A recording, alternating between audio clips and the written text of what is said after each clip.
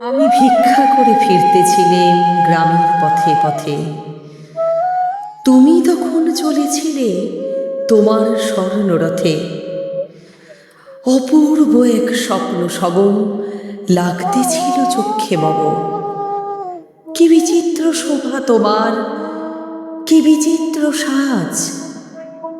আমি মনে ভাবতেছিলেম এ কোন মহারাজ। আজি শুভক্ষণে রাত পোহালো। ভেবেছিলেম তবে আজ আমারই দাঁড়ে দাঁড়ে ফিরতে নাহি হবে। বাহির হতে নাহি হতে কাহার দেখা পেলেম পথে। চলিতে রথ ধন ধান্য ছড়াবে দুই ধারে। মুঠা মুঠা করিয়ে নেব, নেব ভারে ভারে। দেখি সহসা রথ থেমে গেল আমার কাছে এসে। আমার মুখ পানি চেয়ে নামলে তুমি হেসে।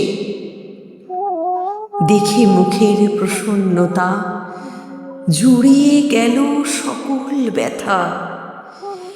হেনকালে কিসের লাগি তুমি অকস্মাৎ আমায় কিছু দাও গো বলে বাড়িয়ে দিলে হাত।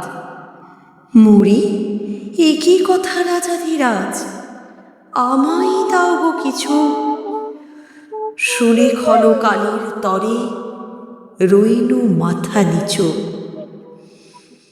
তোমার কি বা অভাব আছে ভিখারি ভিক্ষুকের কাছে। এ কেবল কৌতুকের বশে আমায় প্রবঞ্চনা।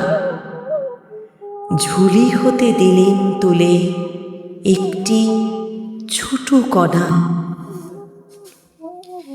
যবে পাত্রখানি ঘরে এনে উজাড় করি, এ কি ভিক্ষা মাঝে একটি ছোট সোনার কণা দেখি।